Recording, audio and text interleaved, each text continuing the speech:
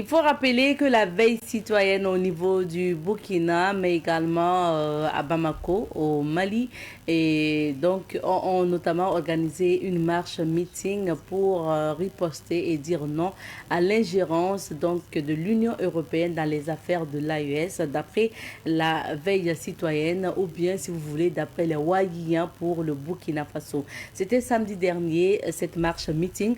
Aujourd'hui, nous allons faire le bilan avec donc le chargé de presse de la CNAVC et ça sera dans un instant dans la rubrique invité du jour. Vous aurez l'information à travers la revue de presse présentée par Elhaj Amadé Soro et en fin d'émission, Francis Emmanuel Zongo sera là pour nous donner les éphémérides de la date d'aujourd'hui. Alors, fidèles téléspectateurs, mesdames et messieurs, bonjour et bienvenue à ce nouveau numéro de l'émission Bonjour le Faso. Nous sommes ravis de vous retrouver comme chaque matin pour l'aventure. Et cette semaine, vous le savez, chaque semaine d'ailleurs, il y a un site à découvrir. Nous sommes installés cette semaine au niveau du pays Bissa, pas loin de Garango, bien sûr, et plus précisément à Niango, pour découvrir le musée de l'avenir, qui est un musée qui valorise la civilisation Bissa. C'est à travers la rubrique à la découverte nous conduit à Niango pour découvrir le musée de l'avenir de Niango.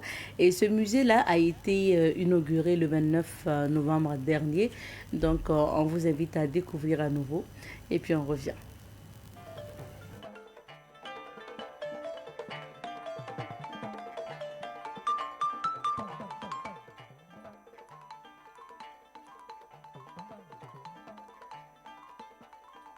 Doléma, c'est garant des traditions, voilà, qui protège les civilisations. L'idée du musée est née en 2021 et parce qu'à un moment donné, le constat que nous avons fait, c'est que nos traditions, nos civilisations sont je dirais, en voie de disparition. Et le promoteur, c'est quelqu'un qui est très attaché à la culture, et qui est très attaché à l'éducation. Et donc, après avoir organisé une première année et première édition du festival, nous avons organisé un festival que nous avons dénommé Festival du Nakambe. Et c'est après cela, au lieu d'organiser la deuxième édition en 2022, l'idée du musée est venue et il s'est dit, bon, je vais ce soir au festival aller avec le musée, voilà, pour essayer de rassembler les différents objets, voilà, les différents messages qui sont en voie de disparition pour en tout cas conserver et pouvoir faire vivre la civilisation Bissa. Et donc c'est dans ça qu'on a commencé depuis 2022 à construire réellement.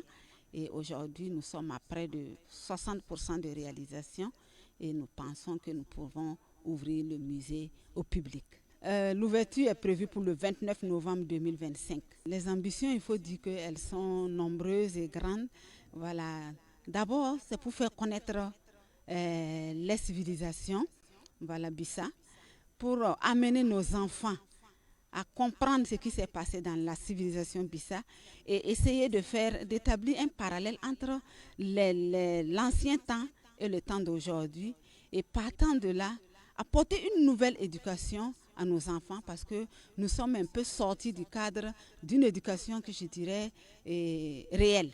Voilà, nous sommes aujourd'hui dans le virtuel et nous pensons qu'avec ce musée, nous allons canaliser l'éducation de nos enfants à partir de nos cultures.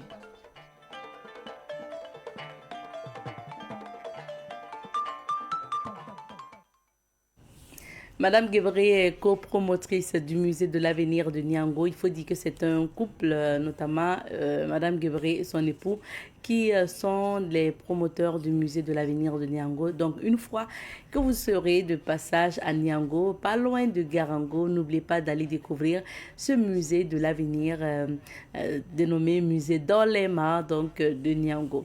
Merci beaucoup. Pour la suite, on va marquer une petite pause et juste après, on va s'informer à travers la revue de presse.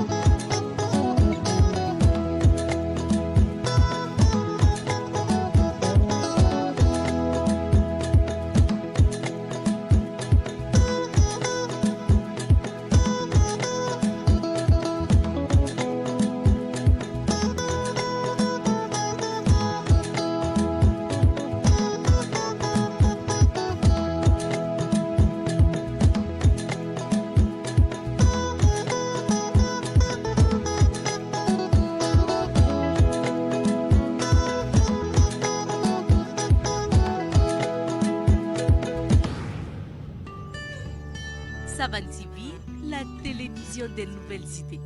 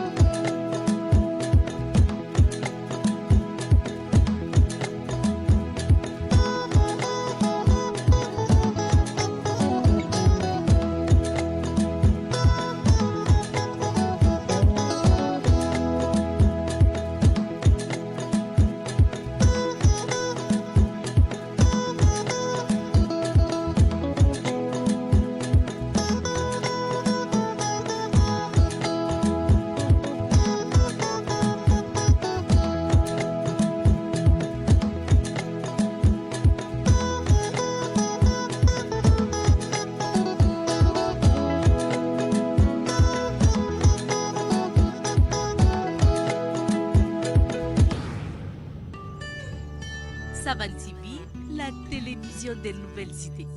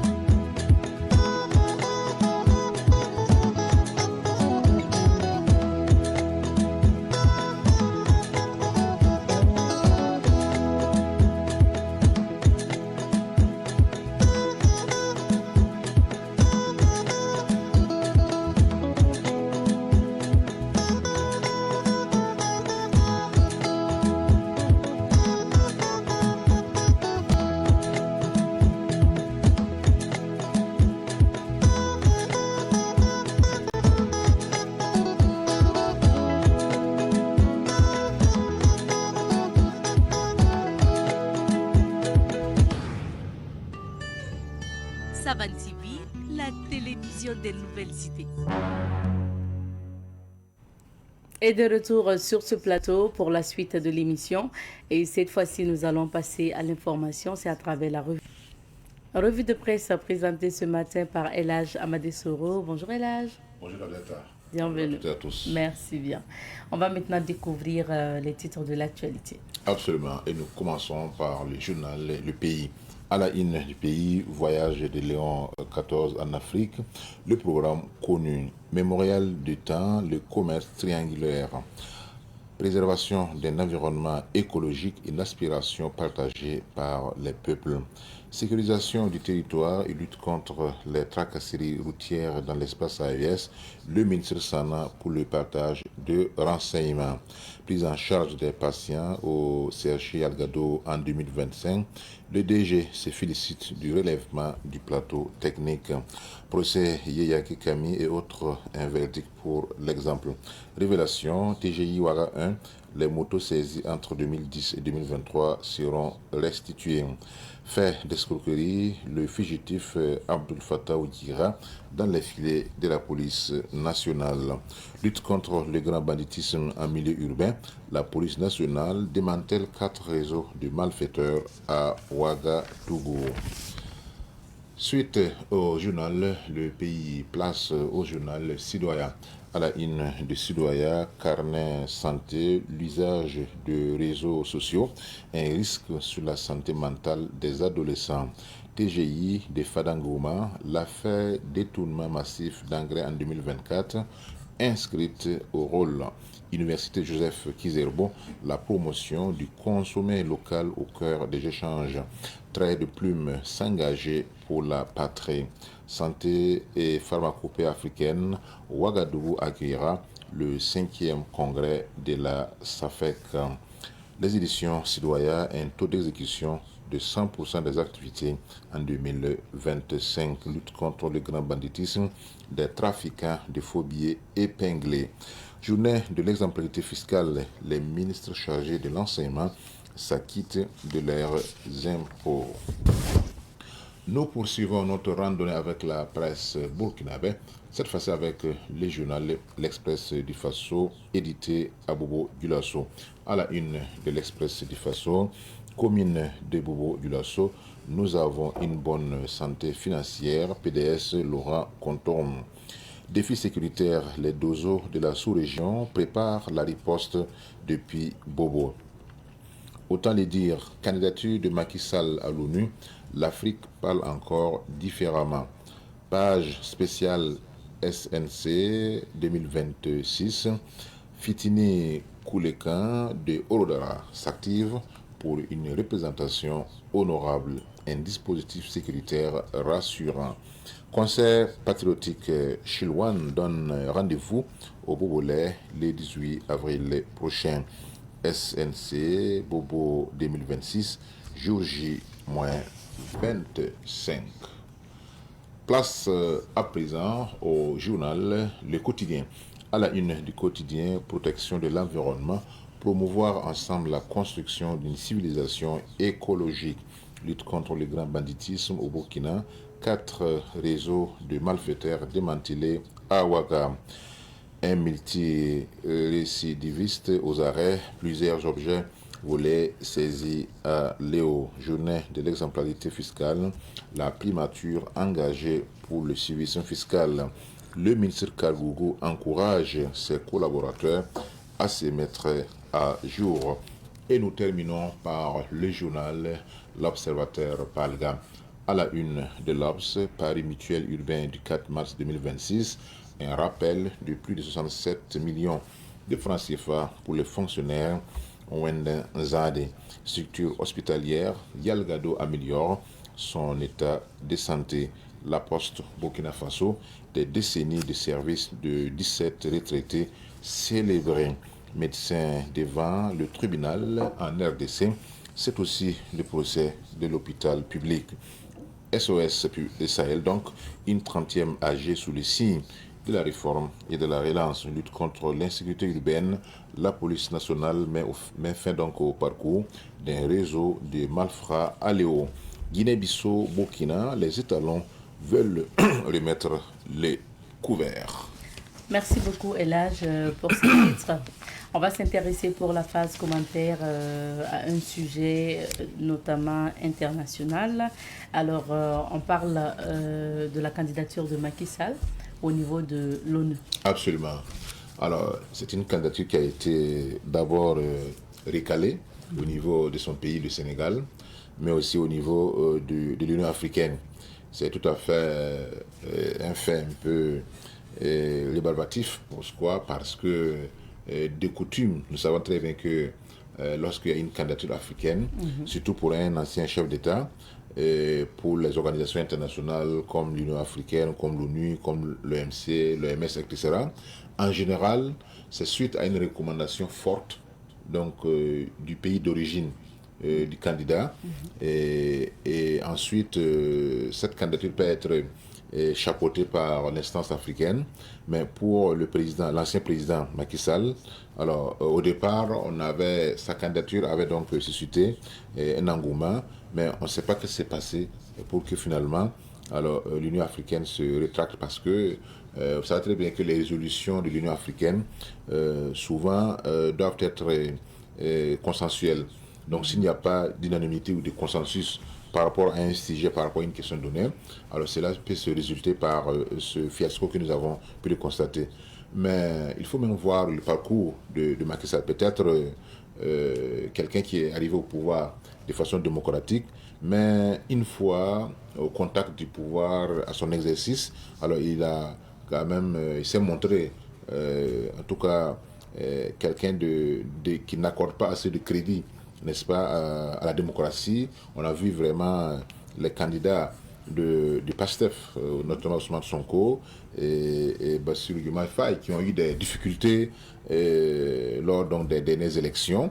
Et tout cela peut ne pas militer en faveur d'un soutien massif à sa candidature par le continent africain.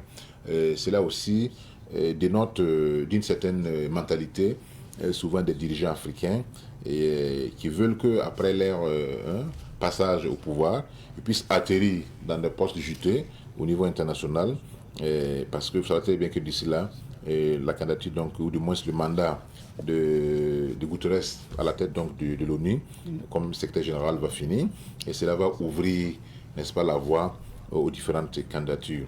Donc pour cela, on avait donc espoir que la candidature de Macky Sall allait passer, comme il a été un ancien chef d'État et qui bénéficie d'un carnet d'adresses assez fourni et qui peut également parler en réalité aux différents chefs d'État, parce que le secrétaire général de l'ONU est quand même celui qui est au centre en réalité des différentes questions internationales, et que en général des implications des chefs d'État sont de plus en plus sont donc tout à fait reconnues dans cette affaire-là. Pourquoi sa candidature a été recalée? Je pense que, comme je l'ai dit, c'est le bilan donc démocratique qu'il a laissé et qui ne fait pas unanimité sur le continent africain. Et vous savez très bien que ceux qui sont venus au pouvoir après lui ne le portent pas particulièrement dans le cœur. Nous savons très bien quelles sont les péripéties, les différentes manœuvres dilatoires qui ont pu avoir lieu au moins à la fin donc, de son règne. Donc, je pense que c'est le prix de son inconsistance politique, donc démocratique, qui a été servi ici au niveau donc, du Sénégal, mais aussi du continent africain. Et on verra si, en tout cas, l'Union africaine va pouvoir dégager une autre candidature et qui fera donc consensus, qui fera unanimité pour succéder à Antonio Guterres à la tête donc, de l'ONU. Merci beaucoup, El Hadj, pour ces analyses. Restez avec nous, on va parcourir quelques villes d'affaires pour découvrir les couleurs du temps. C'est l'heure de la... La société IP+ vous offre la météo des affaires.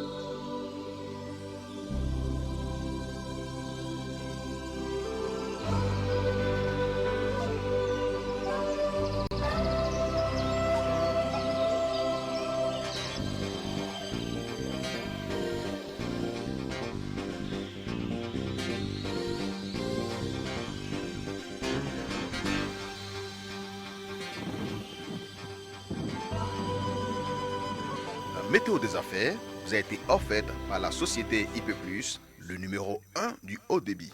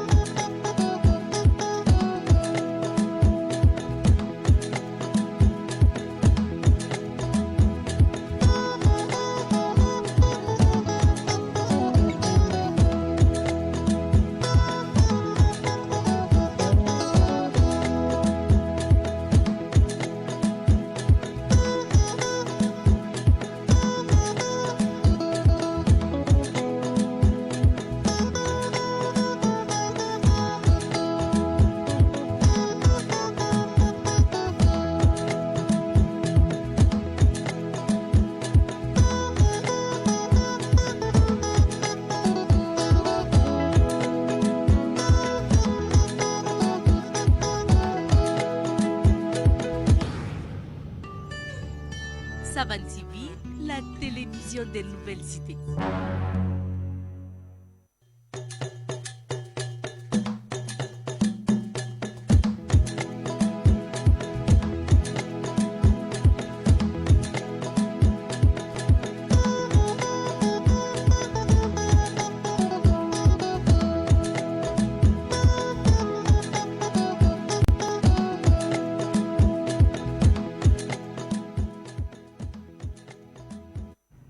Et de retour sur ce plateau pour la suite de cette émission. Comme annoncé, la CNAVC est notre invité de ce matin. On y va pour la virgule et on retrouve notre invité. Nous recevons ce matin M. Lucien Zier, chargé de presse de la CNAVC, entendez par là la coordination nationale des associations de veille citoyenne. Bonjour M. Zier. Bonjour madame. Bienvenue. Merci à Savan TV pour l'invitation. Ok, merci d'être sur notre plateau. Alors, rappelons que vous étiez dans les rues le samedi passé. Vous avez d'ailleurs remis un message de protestation à l'Union européenne et fait un meeting à la place donc de la nation pour dire non à l'ingérence de l'Union européenne dans les affaires intérieures de l'AES. Alors, c'était quoi? Est-ce que l'objectif justement de cette marche meeting est atteint? Merci. Avant de répondre à votre question, permettez-moi que je rende un vibrant hommage à tous ces patriotes, à tous nos membres qui se sont mobilisés pour répondre à l'appel de la coordination nationale de veille citoyenne, faisant suite bien entendu à une résolution injuste et unique adoptée par l'Union européenne sur la situation de l'ancien président Bazoum. Le 28 mars, nous sommes sortis nombreux pour un meeting au niveau de la place de la Nation, suivi donc d'une marche jusqu'au siège de l'Union européenne, en vue justement de leur remettre un message. Les objectifs, je pense que dans un premier temps, à court terme, l'objectif est atteint. Nous attendons de voir à long terme quelle sera la réaction et l'attitude de l'Union européenne, surtout que c'est elle qui a manifesté sa volonté de s'ingérer de façon flagrante dans les affaires intérieures d'un État souverain. Il faut rappeler rapidement que, vous voyez, l'AIS, que ce soit le Niger qui est concerné directement par cette résolution, nous avions pris notre responsabilité de nous assumer, de prendre notre destin en main et de nous libérer du terrorisme et participer donc à construire ainsi un État souverain. Malheureusement, cela ne plaît pas à l'impérialisme, un conglomérat d'États qui se réunissent au sein d'une alliance qu'on appelle Union européenne pour tenter de s'ingérer de façon flagrante dans les affaires intérieures d'un État souverain. S'agissant de Bazoum, lorsqu'on évoque son cas, est-ce qu'on peut dire qu'une alliance des États peut avoir plus de l'amitié par rapport à un individu qu'à un État lui-même? Encore, est-ce que Bazoum est un Européen? Non. Bazoum est un Nigérien et c'est au peuple nigérien de prendre donc ses responsabilités face à quelqu'un qui a eu à gérer l'État nigérien. Surtout que lorsque vous gérez donc un État, vous avez des comptes à rendre à ce peuple. Comment il a géré? Quelle était son attitude? Lui-même qui a dit que les terroristes étaient aguerris que sa propre armée. lui-même qui a dit encore que sans la France, le Niger ne peut pas, en tout cas, se tenir debout. Voici des mots qu'il a tenus. Regardez un peu comment la gouvernance était émaillée.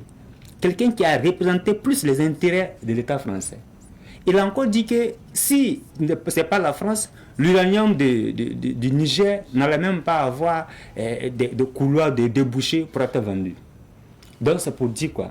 Lorsque une alliance comme l'Union européenne sort de telles résolutions, ça veut dire qu'il se prépare à quelque chose, une déstabilisation qu'il vise. Et c'est pourquoi au niveau de l'AIS, que ce soit au Niger, au Mali, ainsi qu'au Burkina, nous sommes nombreux pour les mettre en garde, pour dire simplement que nous ne pouvons plus accepter que des gens viennent s'ingérer dans nos affaires internes. Le premier objectif, c'était donc cette marche-meeting-là, de pouvoir remettre même le message. Tout à fait. Maintenant, l'objectif à long terme, c'est quoi? Que l'Union européenne puisse se rétracter? Oui, absolument. Puisse donc admettre que le Niger est un État souverain. Lorsqu'un Nigérien a un problème avec la justice ou un Nigérien a un problème avec l'exécutif, il revient au peuple nigérien de gérer ces cas-là. Encore, il ne faudrait pas qu'on rappelle les motivations même de la création de l'Union européenne. Qui est qu'après donc la Deuxième Guerre mondiale, en 1949, l'Union européenne a été créée pour gérer les questions d'échanges commerciaux, pour gérer les questions donc de coopération économique entre les États de l'Union européenne, pour gérer les questions en tout cas d'économie dans leur alliance, dans leur espace. Mais elle n'a jamais été créée pour s'ingérer de façon flagrante dans les affaires intérieures des États africains. Je pense que ce temps est révolu. Si certains États, par la complicité de leurs premiers responsables ou de leurs chefs d'État, ont permis que de telles alliances s'ingèrent dans les affaires intérieures, je pense que ce temps est révolu pour l'AIS. Donc, c'est pourquoi nous sommes sortis. Mais par cette résolution qui a été portée par un ami intime de Bazoum, et qui est un ex-militaire également, un député français, qui a porté cette résolution au sein donc, du Parlement européen, je pense très bien que c'est encore la France qui, après avoir perdu les richesses, après avoir perdu l'uranium de Niger, tente encore de manipuler, de mobiliser en tout cas ses alliés pour enfin donc agir. Vous voyez, concomitamment à cette résolution, nous avions constaté aussi qu'il y a eu une réunion des chefs d'état-major généraux de l'armée française, de l'armée ivoirienne et de l'armée béninoise qui sont retrouvés lors d'un conclave au Bénin. C'est pour discuter de quoi? Pourquoi n'ont-ils pas jugé important d'associer le Togo et le Ghana? Puisque ces deux États ne font pas partie de l'AIS, ils pourraient l'associer. Mais nous savions très bien l'attitude de ces trois États, très réfractaires à notre dynamique.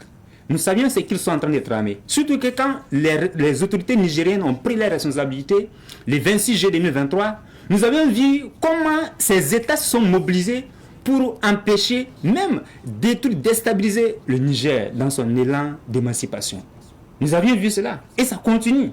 Donc, je pense que ce sont des gens qui sont téléguidés, avec des objectifs qui sont suffisamment clairs. Nous avions aussi vu encore qu'en début de cette année, que le Niger a subi une attaque lâche et barbare contre son aéroport.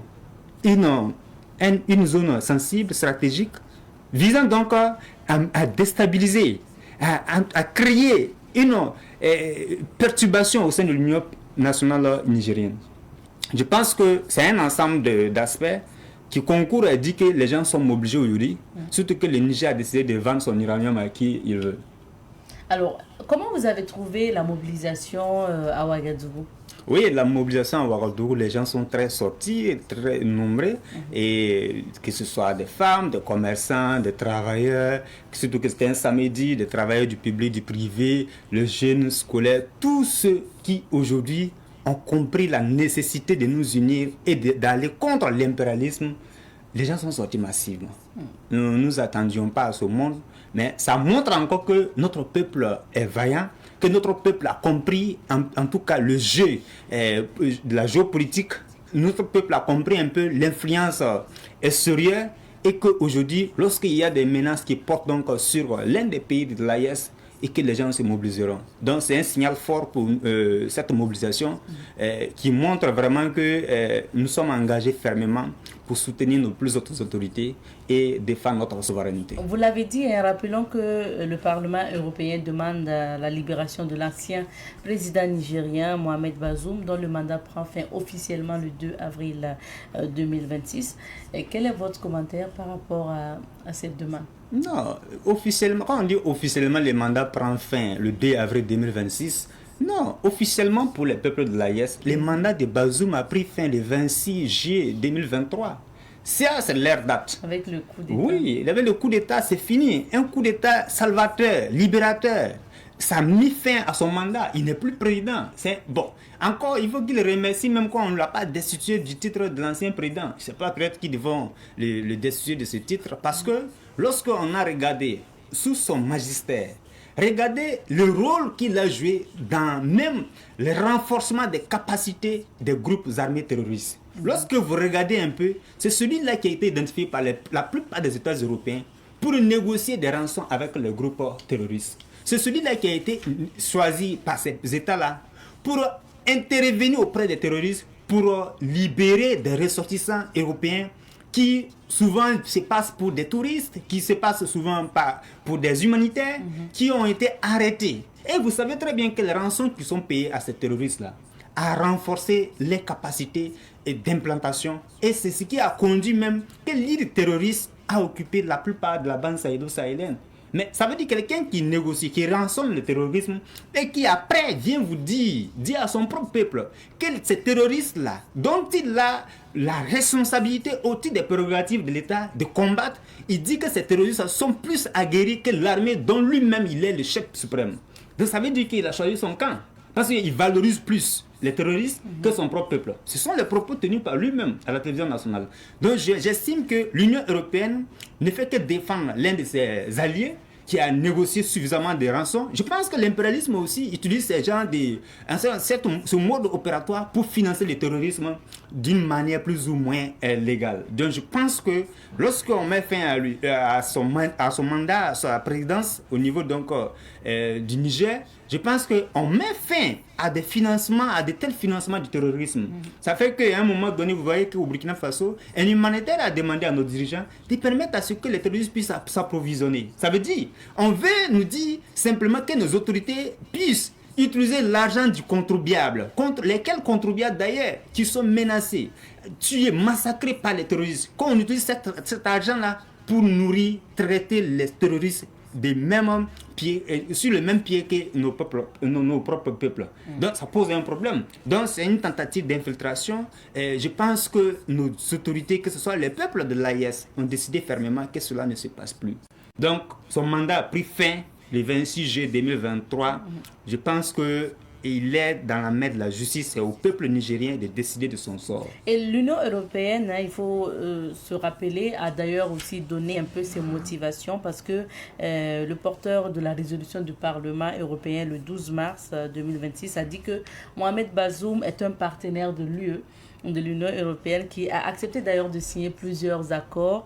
Et il a ajouté que c'est le devoir de l'Union européenne aussi de pouvoir l'assister, de pouvoir le soutenir pour donner exemple à ceux qui souhaiteraient aussi faire des partenariats, des partenaires fiables, donc des partenaires africains de l'Union européenne. Alors, ça veut dire que les motivations sont claires. Non, c'est clair et c'est logique. Les propos sont logiques. Quand vous regardez, c'est comme je l'avais dit, il a défendu beaucoup plus les intérêts des puissances extérieures que les intérêts de son propre peuple. Donc, de tels propos viennent pour révéler, pour confirmer ce que nous sommes en train de dire depuis longtemps.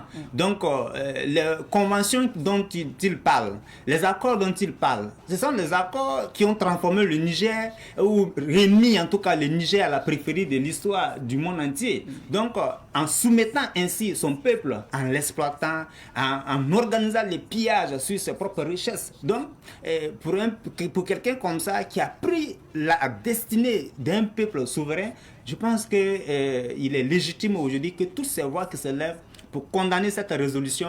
Ce sont des gens qui aujourd'hui comprennent le langage de la souveraineté de l'Afrique, de la libération de l'Afrique. Et c'est pourquoi nous sommes hostiles donc à cette résolution.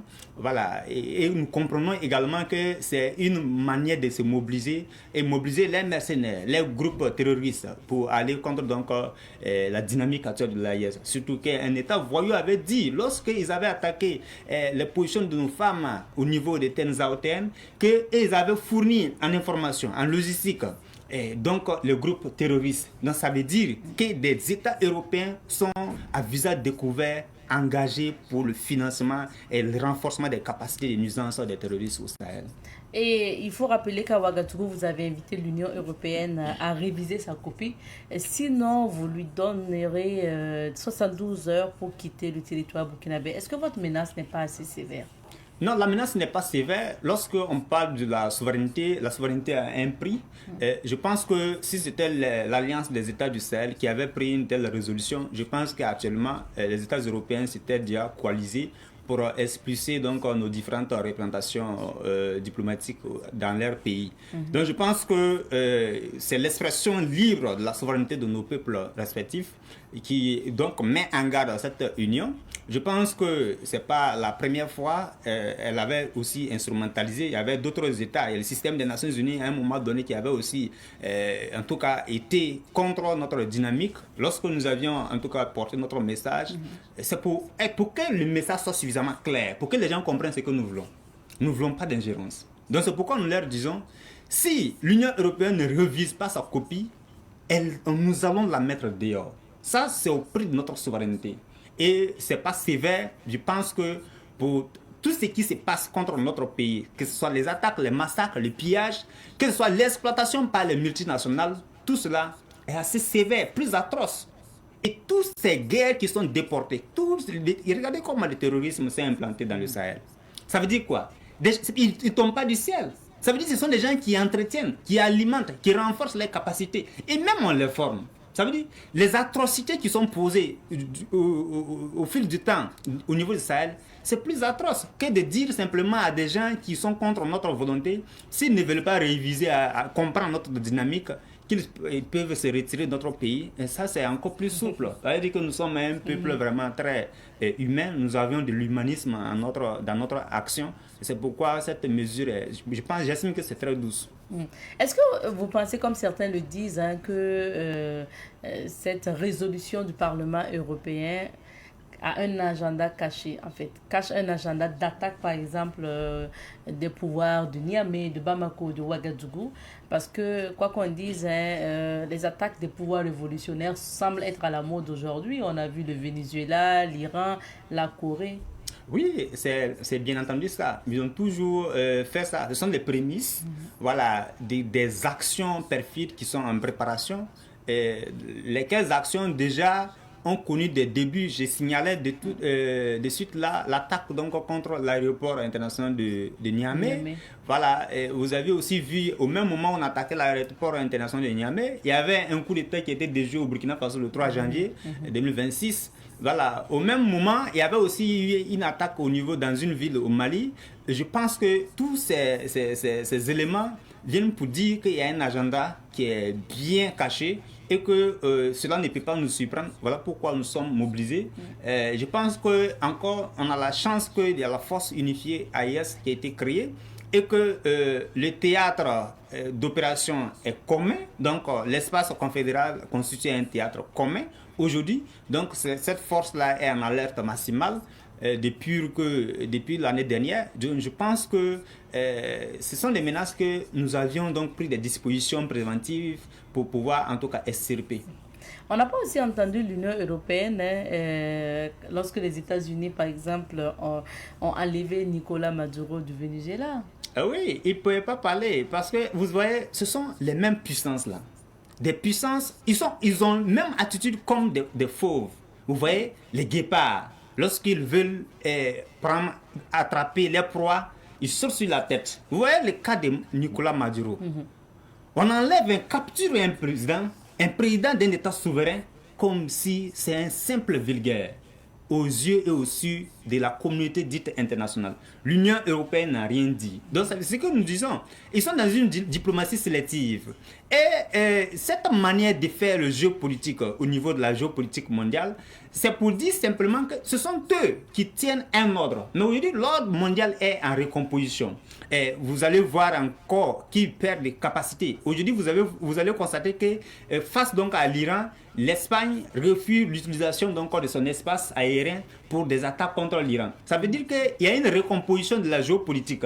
L'Iran qui persiste. Cela aussi montre à quel point les gens sont arrivés à construire quelque chose de solide. Lorsqu'on coupe une tête, il y a autre tête qui pousse. Ça veut dire qu'ils ont un système multicouche.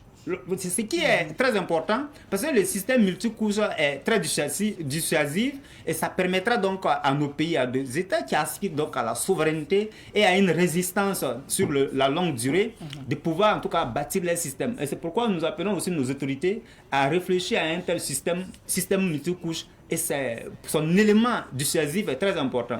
Donc, vous allez voir Donald Trump dans ses trompettes tend à menacer. Il a même dit qu'il a détruit tout et il a fait quoi? Mais en même temps qu'il dit qu'il a détruit tout, qu'ils n'ont pas de missiles pour lancer contre les pays de Moyen-Orient, les mêmes là demandent donc, appellent l'Iran de cesser les attaques. Mais tu as détruit tout, ils attaquent avec quoi? Donc, non seulement il y a les mensonges derrière, il y a la désinformation, la propagande derrière, c'est le rôle de l'impérialisme. L'impérialisme, c'est comme ça. Ils sont des véritables prédateurs.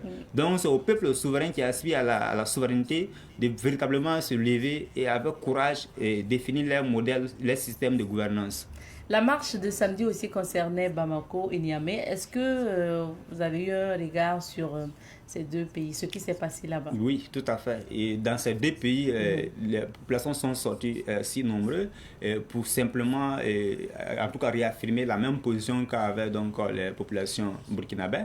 Et donc, je pense que ça montre encore la solidarité de nos peuples. Ça montre encore la position stratégique même de la création de cette alliance qui constitue aujourd'hui le tout premier espace confédéral au XXIe siècle en Afrique. Donc, cela montre véritablement que nos peuples sont unis. Face donc à la barbarie, face aux mêmes ennemis, nous avons eu le même élan d'engagement. Et cela est à saluer. Autre sujet, messieurs Zier, on va parler maintenant de la charte de la Révolution. Vous avez suivi avec nous donc l'adoption de la charte de la Révolution par la désormais Assemblée législative donc du peuple, parce que l'ALT change donc de nom en devenant l'ALP, donc l'Assemblée législative du peuple. Et autre changement aussi, c'est le nom du gouvernement. Au lieu de gouvernement de transition, on dira gouvernement du peuple. Qu'est-ce que vous pensez déjà des changements de dénomination?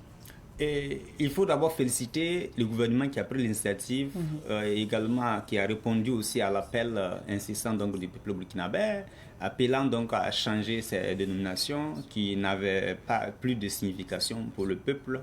Et aussi les parlementaires qui ont adopté cette charte-là avant donc la date anniversaire de la proclamation de la Révolution progressive populaire, c'est très important. Il faut donc apercevoir rapidement deux dimensions dans l'adoption de cette charte-là.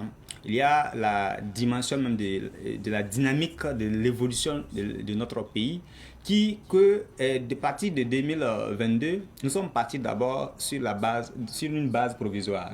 Une base provisoire, et dans un premier format, nous sommes arrivés avec une charte en 2022, une charte qui ne donnait pas trop de possibilités à nos dirigeants de pouvoir en tout cas travailler, même pour préserver les institutions vitales, préserver l'économie, même la question de sécurité et tout.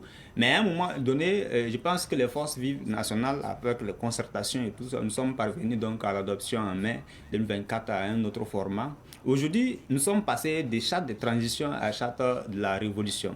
Cela montre qu'aujourd'hui, nos gouvernants ont très bien écouté. Et il y a l'autre dimension qu'il peut voir, la dimension symbolique, c'est-à-dire que la dimension psychologique. Vous voyez, la symbolique dans les dénominations qui ont été données, quand on parle des chartes de la transition, ça veut dire simplement au peuple. On veut simplement dire, quand on dit charte de transition, ça veut dire on dit au peuple que nous sommes dans un modèle de gouvernance provisoire. Ça veut dire tout ce qui est provisoire, tout ce qui n'est pas stable et ce qui ne rassure pas. Donc le peuple à un moment donné dit que, écoutez, nous sommes dans un modèle définitif. Puisque le peuple a accepté la situation, le système politique de notre pays, la dynamique impulsée par le capitaine Ibrahim Traoré. Mais qu'est-ce qu'il faut faire? Face à cela, le peuple l'a appelé. Et aujourd'hui, si le gouvernement a écouté cela et qu'ils sont passés des chartes de la transition à la charte de la révolution, je pense que le peuple a été suffisamment écouté. Donc, ça permet aujourd'hui de savoir dans quelle logique, ça veut dire que la proclamation de notre système de gouvernance, et c'est notre modèle à nous-mêmes et qui dit simplement que nous sommes dans quelque chose qui est très sûr, voilà, pas quelque chose d'instable ou de temporaire.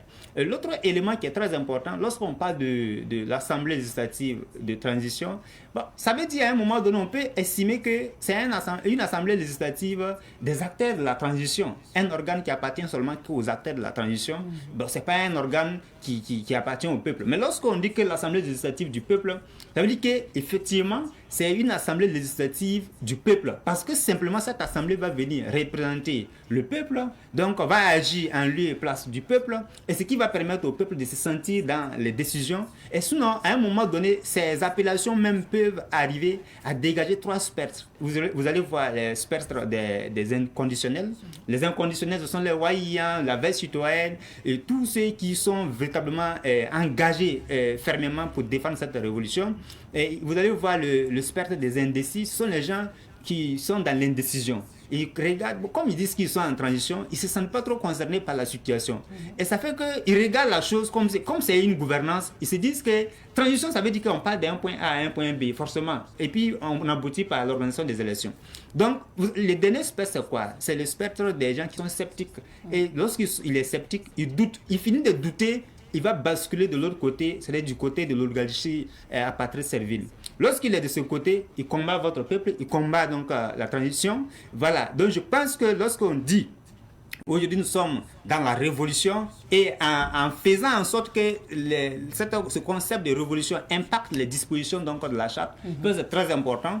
Et également on a intégré la révolution progressive populaire à l'intérieur de la charte. Et encore on met une autre mission qui est la lutte contre l'impérialisme et le néocolonialisme. Oui. C'est très important parce que ce sont des choses qui riment avec la notion de révolution. Ça veut dire qu'on a aujourd'hui décidé de bâtir notre outil et pour nous libérer. C'est notre modèle à nous.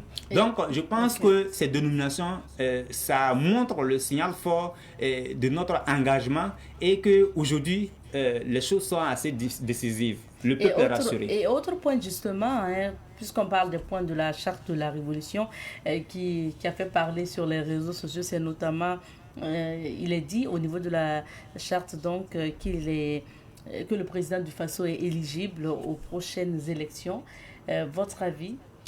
Non, bon, il est éligible aux prochaines élections. S'il y aurait donc des élections, je pense que on a un rendez-vous dans 3 ans, puisque la charte en 2024 avait prévu déjà 5 ans. Donc nous sommes déjà à 2 ans après, donc 2024. Donc dans 3 ans, je pense que les forces vives nationales vont décider de l'opportunité de l'organisation des élections. Mais de toutes les manières, le président du Faso, le capitaine Ibrahim Traoré, est aimé par son peuple et mène des actions de libération de son peuple. Donc, nous, à notre niveau, ces questions d'élection, véritablement, ne sont pas des préoccupations majeures à notre niveau. Ça veut dire que ça ne nous dérange pas que le président actuel puisse être candidat aux prochaines élections s'il y en a? Oui, ça veut dire là-bas même on n'en parle pas parce qu'il restera le président du Burkina Faso. C'est ça qui est ce que nous voyons. Maintenant, il sera élu, nous, ce que nous voyons, il conduira les navires nationaux, les navires burkinabés. C'est ça qui nous importe. Mais je pense qu'au rendez-vous des 3 années qui restent là, nous allons donc avec les forces vives nationales réfléchir, voir est-ce qu'il y a lieu d'organiser des élections. Maintenant, avant d'organiser les élections, il faut d'abord bâtir notre modèle politique. Un modèle politique qui est propre à nous. Parce qu'il faut arriver d'abord à faire porter la révolution progressive populaire sous la bannière d'un parti unique. Ce parti unique-là doit avoir, j'ai parlé d'un système multicouche, doit avoir donc pour ambition l'éducation politique du peuple, l'éducation patriotique du peuple, en vue justement de faire en sorte que même les responsabilités qui seront donc dans l'administration, que ce soit les chefs de service, les directeurs ou de toute autre responsabilité dans l'administration, que les gens même passent par ça. À l'image de la Chine, on a le parti communiste chinois, N'importe qui ne peut pas se lever et être directeur d'une société ou d'une structure administrative donnée. Non, il faut d'abord passer par cette formation politique qui permet véritablement d'être en tout cas bien mûr dans certaines matières pour avant donc d'être projeté dans l'occupation de certaines responsabilités. Je pense que la charte, c'est un document juridique. Il faut prévoir tout ce qu'il y a à prévoir. Je pense que dans l'élaboration, ils ont prévu cela. S'il y aurait des élections pour que le président du Faso soit éligible, je pense que cela même n'est pas un débat. Le peuple dit, quand vous regardez aux assises 2024, les gens disaient qu'il faut donner 10 ans, les gens il faut dire mandat à vie. Voilà. Donc avec cette volonté-là, véritablement, je pense que c'est une disposition qui va rester là. C'est bien pour la charte. Mais le peuple ne veut pas véritablement organiser les élections parce qu'on n'a rien à examiner, on n'a rien à évaluer. Ce qu'il est en train de faire, c'est déjà bon. Voilà. Il faut rappeler que la nouvelle charte aussi, au niveau de la nouvelle charte, on note la suppression de la composante parti politique. C'est logique, hein, après donc la suspension des partis politiques. C'était logique au niveau de l'Assemblée législative du peuple. On puisse aussi supprimer la composante parti politique parce qu'il n'y a plus de partis politiques. Alors, ce qu'on se demande, qui va occuper les postes de ces anciens membres de partis politiques? Ouais, je pense qu'il y a eu une redistribution dans les composantes qui restaient. Donc, il y a les personnalités désignées par les chefs de l'État, il y a les FDS, la société civile. Il y a également le fait que dans la décentralisation, nous sommes parvenus donc à créer quatre autres régions. Je pense que déjà ces 4 régions vont donc avoir des sièges. Donc, on fait la déduction, les autres seront répartis donc aux autres composantes, pour tenir compte donc de la réalité de notre pays. Donc, la dissolution des partis politiques, c'est la conséquence en fait de la dissolution des partis politiques. Laquelle dissolution est un acte véritablement qui garantit donc l'unité nationale, qui renforce la cohésion sociale, parce que simplement, quand vous regardez un peu les partis politiques, tout ce qu'ils ont fait dans ce pays-là, véritablement, on peut dire qu'ils ont été à la base de beaucoup de nos problèmes. Parce que non seulement la division entre Burkinabés, opposer des communautés contre les autres, cela ne peut pas permettre à un peuple d'être uni, à un peuple de véritablement être debout pour combattre même le terrorisme. Vous voyez, c'est sous la gestion des partis politiques que nous sommes tombés dans l'insécurité. L'attaque terroriste a commencé en avril 2015. Comment se fait-il que des gens qui disent qu'ils sont très bien conscients, des gens qui disent qu'ils ont la réflexion et qu'ils ont la notion de l'État, mais malheureusement, ceux qui n'ont rien comme disposition à prendre contre l'impérialisme pour préserver donc le peuple de cette barbarie qu'on a connue. Donc avec l'arrivée du capitaine Ibrahim Traoré, vous avez compris que nous sommes arrivés à libérer plusieurs villages, à libérer plusieurs écoles qui étaient sous emprise terroriste et à réinstaller des millions de Burkinabés qui étaient autrefois personnes déplacées internes. Regardez un peu ce qui s'est fait au niveau infrastructure. Donc, ça vous dit que c'est ça que nous voulons. Et voilà pourquoi je dis simplement, il faut un parti unique. Parce qu'il y a un vide au niveau politique. Donc, il faut une structure politique. Est-ce que ça, c'est pas un recul, hein, depuis que vous parlez de parti unique? Oui, c'est pas un recul. Toute révolution a besoin d'un outil qui va assurer la formation, l'éducation politique du peuple. Parce qu'il faut ça. La révolution progressive populaire doit être sous la bannière d'une structure politique. Et comme moi j'appellerais la superstructure de notre révolution. Et vous savez, quand vous regardez la révolution au niveau de la Russie, en 1917, il y avait le parti bolchevique dirigé donc par Lénine.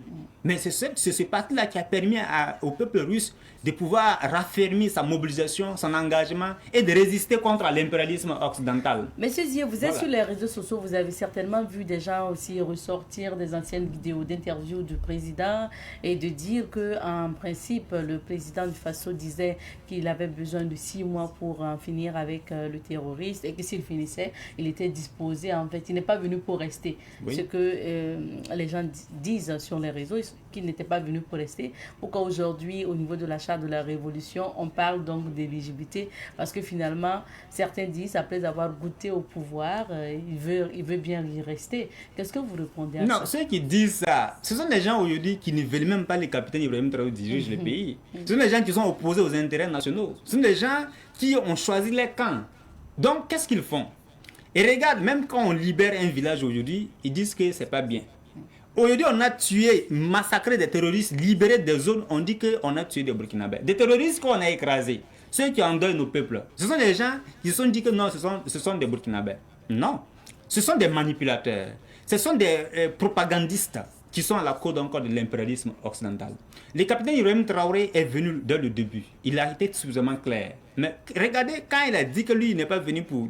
Mais regardez comment le peuple était mobilisé contre lui-même ses propres propos. Il dit non, vous allez diriger. C'est vous qui avez eu le courage, l'audace de rompre avec ce système qui vacillait de toutes parts, qui ne donnait plus de l'espoir. Donc c'est le peuple qui s'est levé pour dire non, il faut tout faire pour rester au pouvoir. Et encore, en 2024, lorsque les assises ont dit que non, certains disent qu'il faut faire 3 ans quoi. Regardez comment les gens sont mobilisés pour dire non, IB à vie. IB à vie, lorsqu'ils ont même arrêté les 5 années, vous voyez, les débats a continué. Les gens, mais pourquoi 5 années? On ne peut pas limiter un pouvoir révolutionnaire, quelque chose déjà qui répond aux attentes des populations. Pourquoi venir limiter? Je pense qu'il a dit, lui-même, il a dit, le peuple est sa boussole. Donc, il écoute très bien son peuple. Donc, je pense que ce n'est pas sa propre volonté de rester. Non, ce n'est pas sa propre volonté de rester. C'est le fait que le peuple, dans sa souffrance, le peuple dans ses profondes aspirations, et que le capitaine Ibrahim Traoré ne pouvait pas voir ce peuple-là. Surtout qu'il a combattu dans les tréfonds de notre territoire. Il a compris la douleur des peuples. Regardez ce qu'il fait pour les femmes. 8 mars, il se rend dans un village à Zongo, l'année dernière, pour livrer un espace sécurisé à ces femmes-là qui aujourd'hui viennent nous présenter des produits, des vivriers qui sont produits.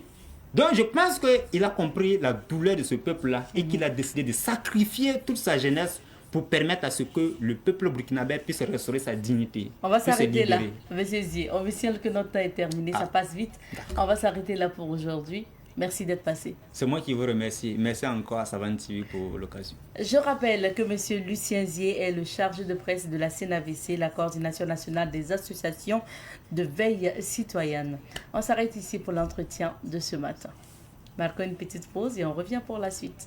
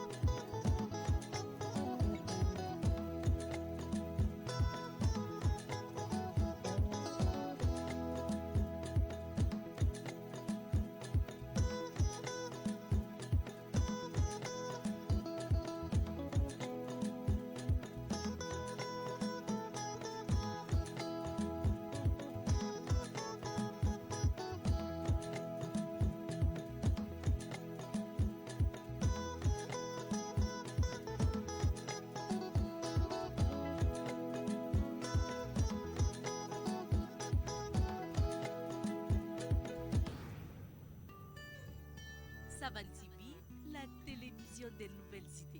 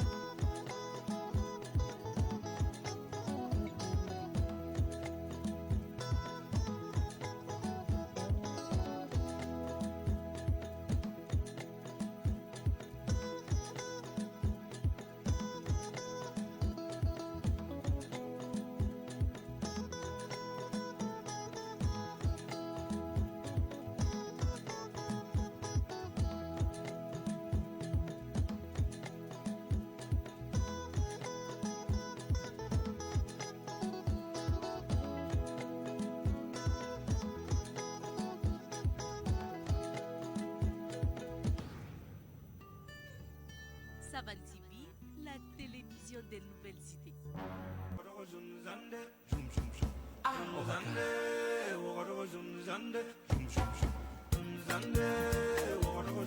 Abanyira gombe pugombe Mer fatu ga yellan kenda ya wamdro bamram jiru te bamram foda waro yelle ngam taaba kulum kalam la futa shaka jom problem waro yelle yelle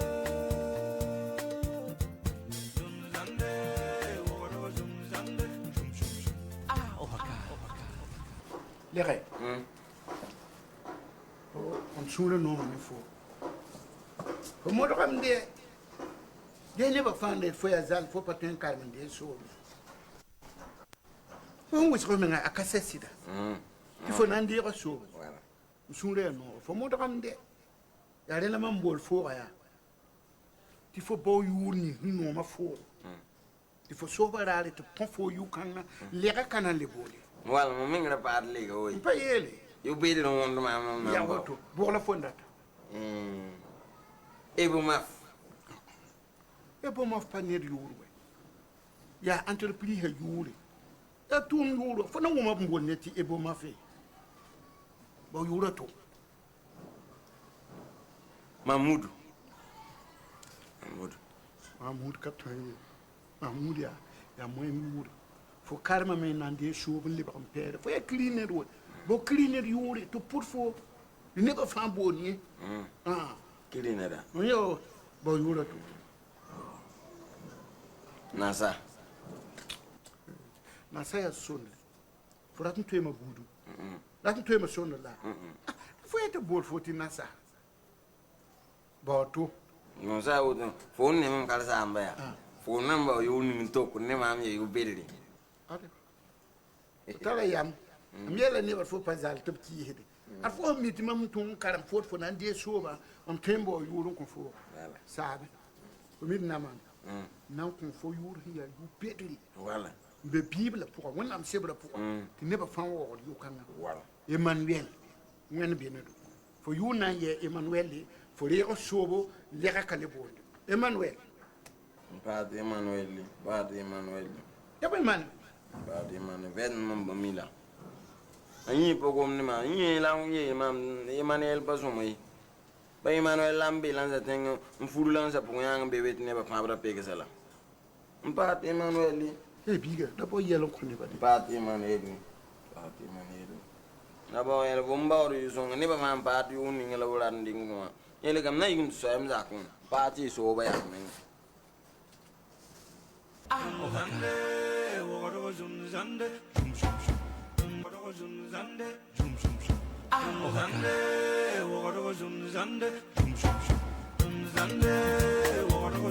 Abanyira gombe pugombe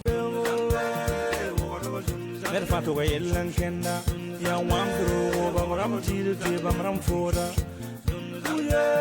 waro yelle ngam taaba kulum kalam la futa shaka jom problem waro yelle yelle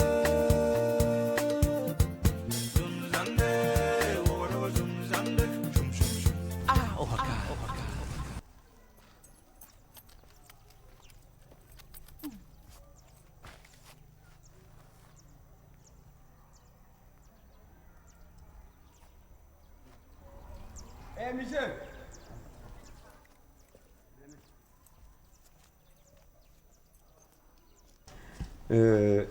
Bonsoir, monsieur. Mais comment tu arrives en retard? Il y avait trop des embouteillages. Ah, des embouteillages. Ouais. Ok. Comme tu disais au téléphone, j'ai pu obtenir les 2 places. Ça, c'est bien. Ouais. Mais tu vas donner 150 000 francs. Comment? Mais c'est le public. Moi, je n'ai que 100 000 francs. Oh non. 100 000 francs, ce n'est pas possible. Pardon. Toi-même, tu sais que le public, là, est recherché. Oui. Quand tu gagnes la place une fois, le reste, là, tu ne peux plus. Je sais. Mais j'ai demandé ton aide, non? Mais c'est pour cela. C'est mon aide comme ça. Oui. Tu crois que tu peux te lever aujourd'hui, là, avoir 2 places? Je sais. Fais quelque chose, s'il te plaît. Bon. Je ne suis pas sûr dedans. Je sais. Bon, tu vas donner 130 000 francs. Je te dis, je n'ai que 100 000 francs. Je demande ton aide. Vous-même, vous êtes compliqué. Hein? Je n'ai que 100 000 francs, je demande ton aide. Attends, mais mon aide là, c'est ça. Hein? Faut voir. Bon. D'accord. Donne les 100 000, mais après tu vas ajouter 20 000 francs. Il n'y a pas de problème. Il n'y a pas de problème? Non, je vais ajouter. D'accord. Après. Voilà. Tu vas donner 100 000. D'accord. Ni toi, je dis.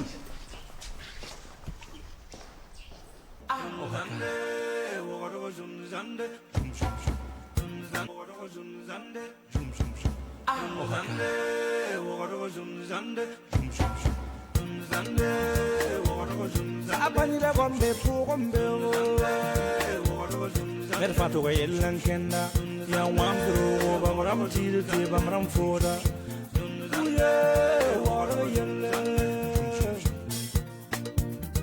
ngam taaba kulum kalam la futa chaka jom problème wora yella yella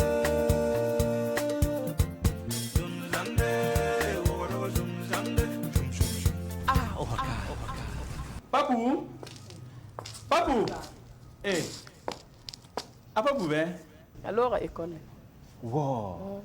A to ti ha me to bi kai ko ngo. Nye he. Nti yoke. Ana ko haligi ti to yo papu école. Ah, nan to sa yam sida. Za me mam tel papu ti ton dabra ra ko. Mam te ken yen mam sid kudra. Apa ko de? Mam sid kudra wa. Fa ke te ser ni ya kan gane. Ra ga sol jugulam sia. Ta sokti boti biga para bar korongo. Ah, no mete ton zuleur en to ho ligida calme. Voilà. Kena ko da mam zakaya. Ne sir ko de ya. Nde ligidin tite. Ko hadi zak wan wana. To halam la. Ni fu wa ya ka ligida killi. Nya ko kuma. Yetum chenganti yo zanga. Ha yenda fa bu pusa baraka ya ni tira de. O jugo kale barsida. Boy man. Jugo kale bar ndabada. Mam zakala kena ko de ne sir ko de ndite. Wo. Ah tala bu. Mam get biga menga. Biga ka wen mam. Oh. Mam biga be aya. La mam handata. Be ne rawe. La mam data. Ade am ko fo minuten nu. Funan to kon talla paputa wakane. Minuten nu lo ro pot mam san kan ye papu zaka poka. Ko te da nan dingo ta yinga. Na ye te da te jiri. Biga na karma me. Nyama katar wakire yam lo sutu ne da. Biga na karma.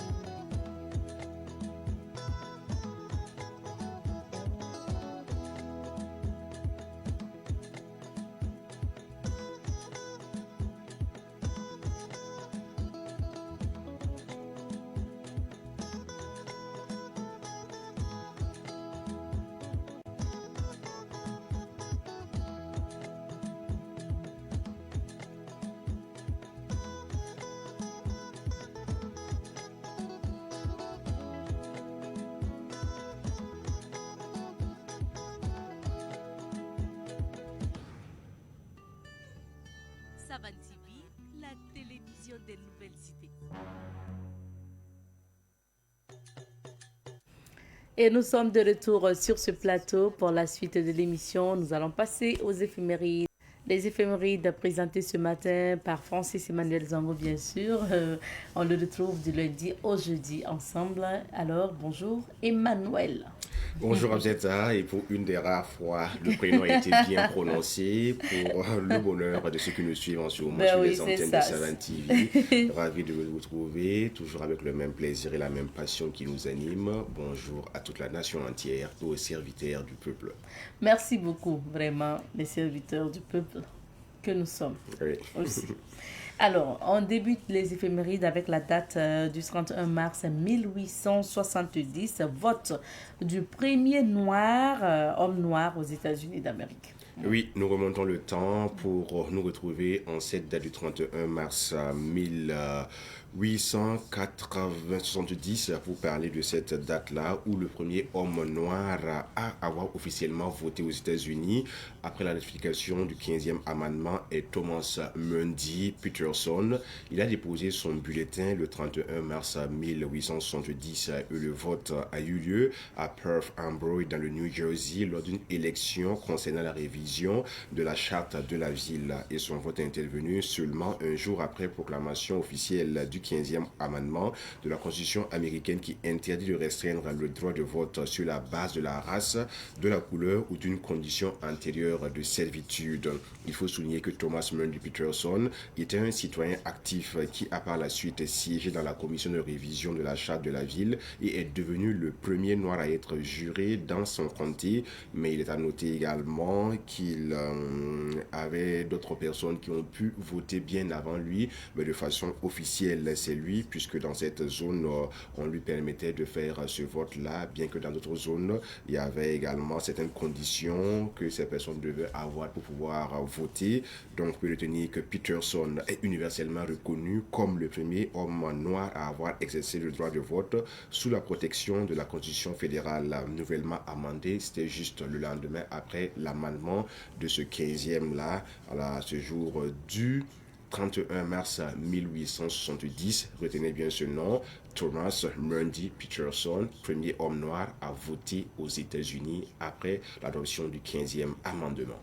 Et c'est donc lui qui a ouvert la voie. Bien sûr. À la possibilité de voter pour les Noirs américains. Il y avait certaines conditions et par la suite, il y a eu également le droit au vote octroyé aux femmes afro-américaines qui y sont. Donc c'est ça également l'histoire étape par étape. Les gens ont voulu s'affirmer, réclamer leurs droits vu qu'ils vivent dans cette nation-là.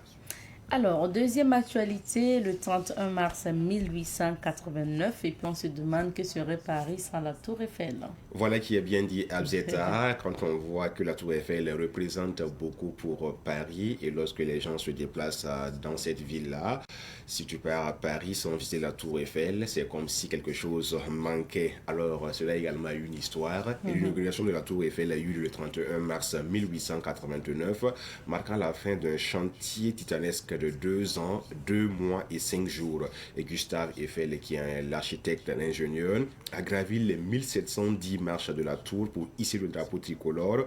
Au sommet, les ascenseurs n'étaient pas encore opérationnels en ce moment-là. Et le monument a été construit pour célébrer le centenaire de la Révolution française. Et à son inauguration, elle était la plus haute structure du monde avec 312 mètres. Et de nos jours, elle mesure environ 330 mètres avec ses antennes. Conçue comme une structure temporaire, elle devait être initialement démantelée après 20 ans. Donc de 1889, on devait ajouter 20 ans pour qu'on puisse démanteler la Tour Eiffel, mais jusqu'à l'heure là, elle existe toujours. Et la Tour Eiffel est composée de 18 038 pièces métalliques et 2,5 millions de rivets qui sont des éléments de fixation mécanique qui sont utilisés pour assembler 2 ou plusieurs pièces. Et son poids est de 10 100 tonnes au total, dont 7 300 tonnes pour la charpente métallique. Et le coût de la construction de la Tour Eiffel s'élève à environ 82 500 euros, soit environ 53 625 000 francs CFA. C'était à l'époque, et approximativement 15 000 à 25 000 personnes visitent la Tour Eiffel par jour. Et en 2026, le prix maximal pour accéder au sommet de la Tour Eiffel via les ascenseurs est de 36,70 euros, soit 23 900 francs CFA environ. Donc si vous voulez partir à Paris pour visiter la Tour Eiffel et que vous voulez atteindre le sommet en prenant l'ascenseur, il faut mettre de côté environ 36,70 euros pour pouvoir bénéficier de cette belle vue, à la vue du sommet de la Tour Eiffel. C'était au début les images que nous avons. Voilà, on sait qu'aujourd'hui c'est encore plus joli. C'est encore plus joli avec tout ce qui entoure cette Tour Eiffel. Alors, troisième événement en Colombie, on parle de coulée de boue en Colombie. C'est quoi ça, Francis? Et oui, coulée de boue, catastrophe naturelle oblige avec tout ce que nous avons lorsque la nature se déchaîne ou est-ce qu'elle décide de parler d'elle-même pour dire que certaines choses ne vont pas selon. Et nous parlons de la coulée de boue de Mocoa qui se trouve en Colombie, qui est une catastrophe naturelle majeure survenue dans la nuit du 31 mars au 1er avril 2017. Des pluies torrentielles exceptionnelles, environ 130 mm en 3 heures, ont provoqué le département de Trois-Rivières, à savoir Mocoa, Mulato et Sankayoka. Et la tragédie a causé la mort de 323 personnes, 332 blessés et plus de 100 disparus. 17 quartiers de la ville de Mocoa ont été dévastés, importantes habitations, infrastructures et véhicules sur son passage. Et ça également, on retient la date, 31 mars 2017, coulée de boue de Mocoa. On voit ces glissements de terre, ces maisons de fortune, il faut le dire ainsi, voilà, qui sont tombées sous la puissance de ces pluies torrentielles, des personnes déplacées. Et également, on voit ce cimetière dans lequel se trouve une jeune dame qui est en train de subir les conséquences lourdes de cette coulée de boue qui a malheureusement fait 323 personnes mortes. C'est ce qu'on a pu déchiffrer, n'en parlons pas des disparus. Et là, on retient la date. Bien sûr. Merci.